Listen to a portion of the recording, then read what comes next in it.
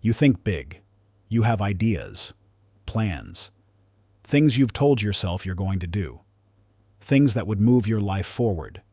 And yet, you don't start, or you start, but then you stop almost immediately.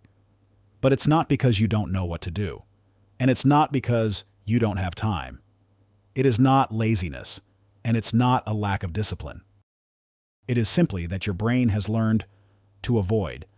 Every time you think about doing something that matters, starting that project, making that decision, taking that next step, something subtle happens. You feel resistance, a quiet tension. Maybe it's doubt, maybe it's pressure, maybe it's the weight of expectation.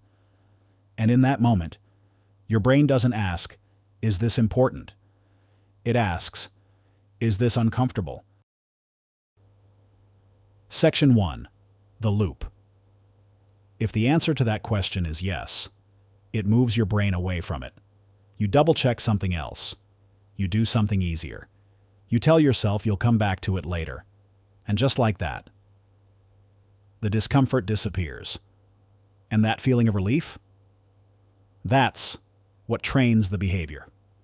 So now, without realizing it, you've built a pattern. You think big, but when it's time to act, you hesitate, you delay, you avoid.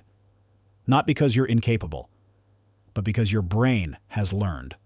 Avoidance feels better in the moment. And what feels better in the moment becomes what you do by default.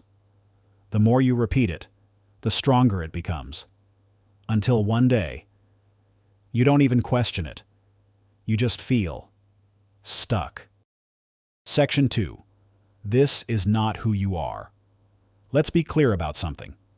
This is not who you are. It's what you've practiced. You're not avoiding the work. You're avoiding how you think the work will make you feel. And most of the time, that prediction is wrong. Because the hardest part isn't doing the thing. It's starting it. Think about this. Every time you finally forced yourself to begin, it was never as bad as you imagined. The tension drops, the resistance fades, and you realize you could have done this hours ago, days ago, months ago, but you didn't. Because the mind is designed to protect you from discomfort. And it doesn't always look like avoidance. Sometimes, it looks like perfectionism. You tell yourself, it needs to be right. I need more time. I'm not ready yet. But underneath that is something simpler. If you don't start, you can't fail. Other times, it looks like progress. You stay busy, planning, organizing, researching, convincing yourself you're moving forward. But the one thing that actually matters remains untouched. That's not progress. That's avoidance dressed up as productivity. So if this is the pattern, how do you break it? Section 3. The shift. So how do you break it? Not by pushing harder, not by waiting to feel motivated. You break the pattern in just 2 simple steps. Step 1. Identify the feeling.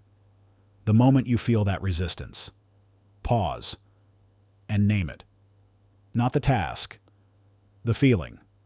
Pressure, doubt, overwhelm. Because the moment you name it, you step out of it. Step 2. Remove scale. Make the task smaller, not just manageable. Undeniable. Not finish the whole thing. Just start. Open it. Write 1 line. Take 1 step. 5 minutes. That's all. You're not starting to succeed. You're starting to stop avoiding. Because every time you do that, you teach your brain something new. That discomfort alone isn't a reason to stop. And that resistance doesn't control you.